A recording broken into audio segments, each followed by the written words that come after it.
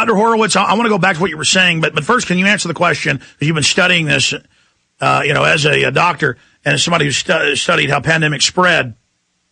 If you are saying leave the border open with Mexico, and this is really so deadly, but leave the border open, but then we're going to lock down the U.S. cities, this is obvious that this is to train the American people how to be in lockdown Nazi Germany, isn't it?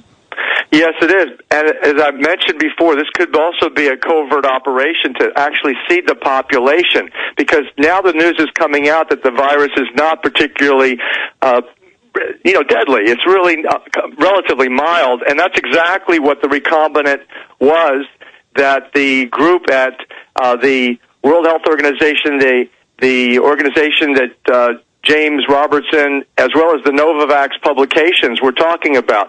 Again, the most incriminating issue that I think has not been covered is the decision that was made already to loose these kinds of laboratory creations that would seed the population in advance of pandemics. And so it could be, like you've been saying, a covert operation in that regard. Okay, Dr. Horowitz, explain to people, can you read to them from that British Academy, that UN document that you've sent me, that is officially off their site, where they're talking about priming the public, getting them ready? It's very, very chilling. What does that mean? Well, it means that essentially that besides doing all the business of biopreparedness and protection of the world's population, the most advanced experts, they call them, in the field of infectious disease have already decided that they would loose viruses that they would produce in their labs that would go out and infect the population in advance of the big one, in advance of the real, like Spanish flu 1918, that they would do that allegedly in defense of the population, and allegedly for biopreparedness, and allegedly because it's doing exactly what this current epidemic is doing, or this pandemic is doing. That is, it's a mild exposure to a potentially lethal pathogen, and they have decided behind closed doors in bed with the drug industrialists that they're going to do this to unwitting populations without having any informed consent. So this is really, you're saying, could be a mass inoculation, or at least that's their excuse to do this. They claim that they've weakened the pathogen to then release it into the public to protect us down the road from a real bird flu.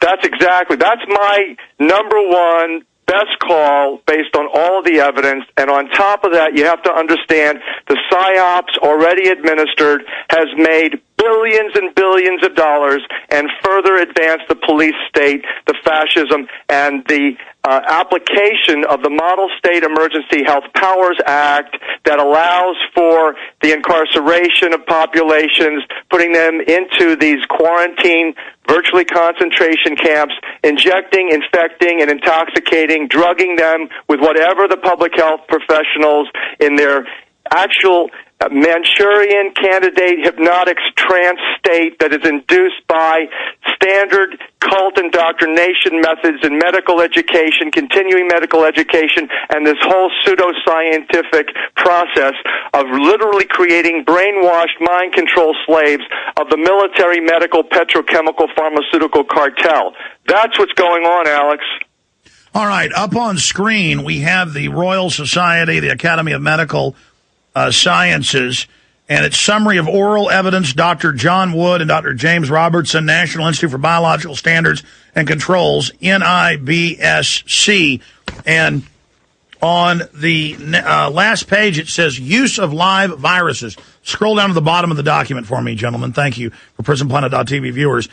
Dr. Wood and Robertson were asked their opinion of priming the population for a pandemic using live vaccines, and if they consider it to be a good idea. However, the timing is critical. If live H1N1 vaccines are used now, it will be considered too dangerous. But if a pandemic is imminent, the risk may be justified. A stockpile of live vaccine with the cleavage site removed could be used to prime the population in advance of the pandemic reaching the UK, even without an exact match in a virus strain. Now, what does that mean? I mean, they love to kind of read between the lines there or state stuff and the obvious, but what does it mean, prime the population with a live virus? Well, this is exactly, notice you said the cleavage site or some aspect of the virus removed, and what may be happening is that this outbreak, because of the advance, you have to understand, biological, biodefense, biomilitary operations are 10 years more advanced than what is commercial, commercialization and standard consumption in the marketplace. So these guys, if they have been actually publishing this, the covert science labs are 10 years at least, maybe 15 ahead, which means that what you're describing in that document is precisely what's being described of this virus, of this pathogen they're claiming is the cause of this pandemic. It is not quite human. It's got some human parts. It's got some avian parts, apparently. It's got, or swine parts. And it has cross-reaction when you understand and you read the science that has been published by CDC and Novavax. You understand that they have cross-reactiveness. That, in other words, if you expose a population to a mutated virus, weaken it, but just enough to cause immunity, and then add enough of the different strains, such as the swine flu, the avian flu, the Spanish flu, put it all together, and then you expose the population to that, even prime the population is what they're talking about, by some form of method of vaccination. Now, can you imagine what the outrage of the public would be if they were told that they're now must go get vaccinated against a pandemic that hasn't happened yet? Well, speaking of priming, they are now openly on every major publication and TV saying you may have to take a shot, even if you're not sick, and we're going to lock your towns and cities. We're going to have the feds come out with the police and do this while the border's wide open. I mean, so they're really trying to set whether they're moving this time or not, they're now introducing the idea. Think about it. They may already have done it. And what they're simply doing now is a psychological operation that you consistently have always been accurate about telling the public about. Amazing. So where do you see this going from here? Well, I praise the Creator for the fact that this thing is not as severe as we thought it might be. I praise the Creator for the fact that we may have some time left to reverse the fascism and the manipulation and intoxication of the population through the decimation, through the dissemination of truth.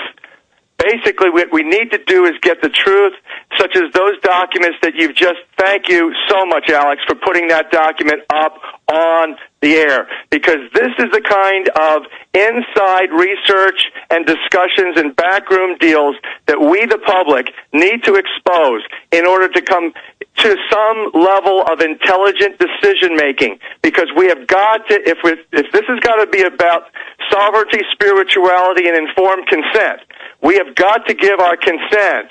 I mean, there's a separation of church and state. This is the big battle right now, as far as I can see, is this whole attack on Christianity, attack on spirituality, that we, now the gods of science and medicine, dictate to you what is going to be injected, infected, and intoxicated in your Holy Spirit-filled temple.